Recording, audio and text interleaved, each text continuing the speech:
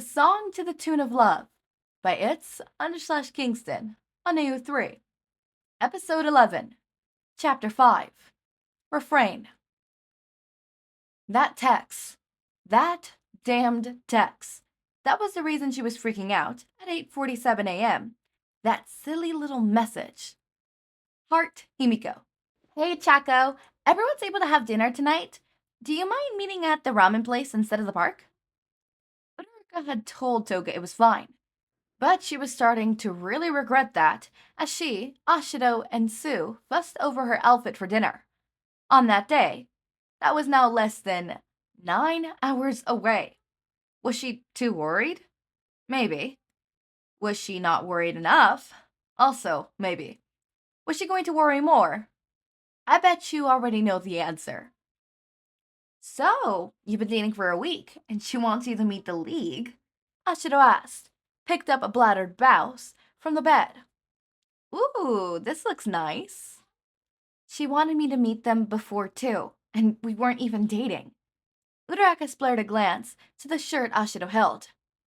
Yeah, I like that one, but I'm not sure. It's a little too nice, and I think this is a casual meeting. Whoa, whoa, whoa. Ashido dropped the blouse back down again. Oh no. Sooo groaned. You're telling me, after all those details I managed to get out of you, you forgot to mention the fact that you still aren't together?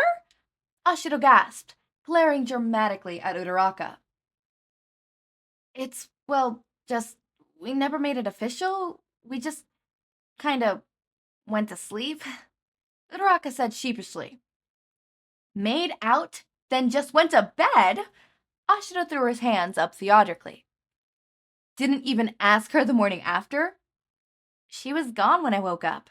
Texted me after and said she needed to go back with the others for an early morning meeting. Could have asked over text, sooo commented. Ashido turned to her. That's crummy, but was also probably better than doing nothing. Calm down, Uraraka insisted. She was amused by Ashido's outburst at first, but now the yelling was not helping her stressing headache. It's not like I'll never see her again. We're literally getting dinner tonight. But the moments pass. You gotta make a spectacle of it. Fishiness, romance. Ashido clasped her hands together, falling onto the bed where Ashido sat. That'll swallow, kiddo. Just go with your gut, Ochako. Sooo corrected. She pushed Ashido off her shoulder, stood up, and held Uraraka to pick an outfit. Thanks, Sooo. Uraraka sighed. I want it to be special anyways, though. Does it really need to be, though? Sooo asked. She sent Ashido a look when she opened her mouth to protest. I think an honest, comfy moment would be better than an artificial one. But you do what you think is best. Uraraka nodded and stayed silent. She only wanted it to be special because Toga made her feel special, with all the affection, and she practically handed it out, and the attention she always gave to every little thing Uraraka said. She wanted to make sure Toga understood that Uraraka appreciated it all, and tried to reciprocate every single hug with the same flavor that Toga went into it with. Unable to put it to words, she was comfortable sharing with her friends. Uraraka moved on. I think I should go super simple. Ashido snickered. Yeah, probably for the best. I don't see the League as the type to get all dressed up. Uraraka left the dorm an hour before she needed to. A bit overkill, but she needed to be early. Even if she was going to have to wait, it was impolite to be late. And ex-villains weren't renowned for their unwavering patience.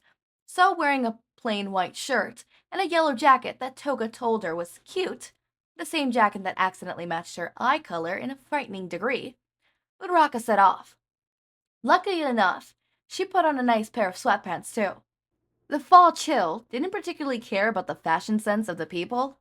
After taking the scenic route and walking slowly as to window shop, Uraraka arrived at 6:45 p.m. 15 minutes early. Not bad. She walked inside the cozy little building, took the server. She was waiting for a group of... How many were there? If Toga really wanted to bring everyone, was that 6 people? Mr. Compress was still in the hospital, right? Plus Uraraka herself. 7 of us, I think. Uraraka said. Could we have a table off to the side? Might get a little chaotic. The server raised an eyebrow, but directed her over to an isolated table towards the kitchen area. They might not notice you back here. Who should I be on the lookout so I can let them know you're here? The server asked. A group of 6? Hyperreactive blonde. She's almost always smiling. She's probably Brennan first. A really pale guy. Actually, do you know the League of Villains? The server blinked. Yeah, them. I'm waiting for them. Uraraka nodded. The server paled, nodded in return. Everything will stay intact, and the meal will be paid for, right? I hope? Uraraka offered. I mean, yeah, I will make sure of it. Her best smile followed that, and the server sighed, handed her a menu, and left 6 more on the table.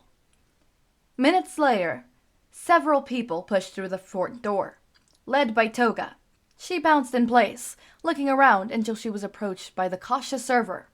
The server pointed over to Uraraka, who met Toga's eyes and waved. Toga bounced over to a now standing Uraraka, crashing into her with a hug. Hi, Toga said, giving Uraraka a quick kiss on the cheek. I missed you. Uraraka wrapped an arm around her shoulders. I missed you too. Is everyone else behind me? Toga backed up, pointing to the others. The first person Uraraka saw was dressed in a mask, a Hawaiian t-shirt button-up right to it. Guess the dress code was casual. Perfect. The mask made it clear it was Twice, signature black and gray with the white eye holes. Beside him was Dobby, dressed in a gray button-up, left open with a dark blue shirt beneath it. His hair was a mess, and Uraraka figured he didn't exactly care about being here. Shigaraki followed him, dressed in a black shirt and jeans, looking around hesitantly, as if on the lookout. Spinner came next, wearing a full blue shirt and looking relatively uncomfortable with the sleeves. He wasn't wearing his headband, causing his purple hair to fall down in his face almost constantly. Bringing up the back, and perhaps making sure none of them wandered off or got lost on the way, was Kirigiri. His suit was the same as ever, though the neck brace was replaced by a far smaller one, no longer used for defense. They all stood awkwardly around the table, both the League and Uraraka waiting for Toga to bridge the gap and introduce them all to each other. Fortunately, she did so quickly. This, she gestured to Uraraka, is Ochako, my future girlfriend, Toga declared to the League. Uraraka flushed. What kind of introduction was that? To her friends back at the dorm, it was fine. They knew to take it with a grain of salt, but the League? They might react differently. And react they didn't. Yeah. Dobby sighed. Some little hero kid, right? Weirdo. Quiet! Twice smacked at him. We're supposed to be supporting her here? It won't work out. Heroes are bullies. Shut up. Dobby groaned as he took a chair at the edge of the table. 4 chairs were positioned on each long side of the table, leaving the head and foot empty. Twice sat down beside him, looking excited. Spinner took the seat next to Twice, and Shigaraki beside him. Kirigiri walked to the other side of the table, pulled a chair for himself, and sat next to Toga. Uraraka at the end of the other side. The chair beside Ochako was empty. So, Uraraka stated, and was instantly uncomfortable with all the attention afforded to her. Nice to meet everyone. She finished weakly. Likewise.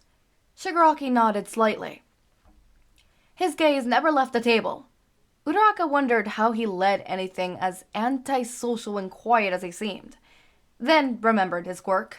She hoped Toga knew she was joking about that conversation starter. So, how's the meetings coming along? Uraraka tried to make conversation. What? That's boring. Toga pouted, leaning her head on Uraraka's shoulder. She felt a bit more at ease with the contact and relaxed her precision a smidgen. I know, it's all I could think of though. Really should have brought some index cards with questions on them.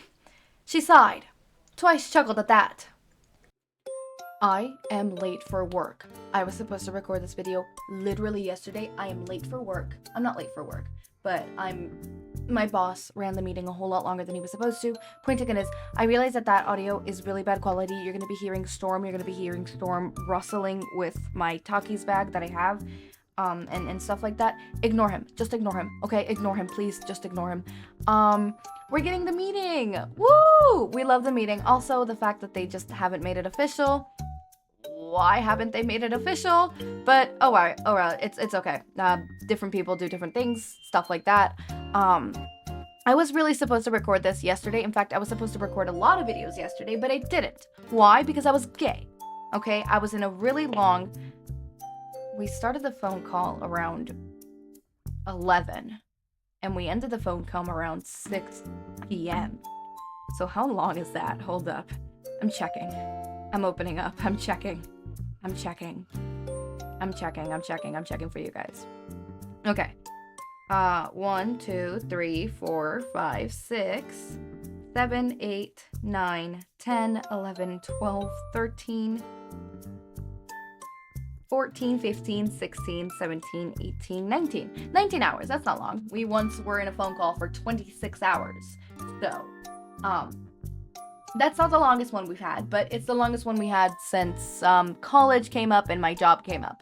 So that's probably the longest we're probably gonna get. I mean, we could probably do a bit longer, you know, on weekends only though, or on my off days, and weekends for them as well. Yeah, it would have to be weekends. Anyways, but moving on. As always, my raindrops, make sure to eat, sleep, drink water, take your meds. Have a wonderful day or night. Link to my Discord server and socials are down in the description. Subscribe to see more of my content, and thank you so much for watching.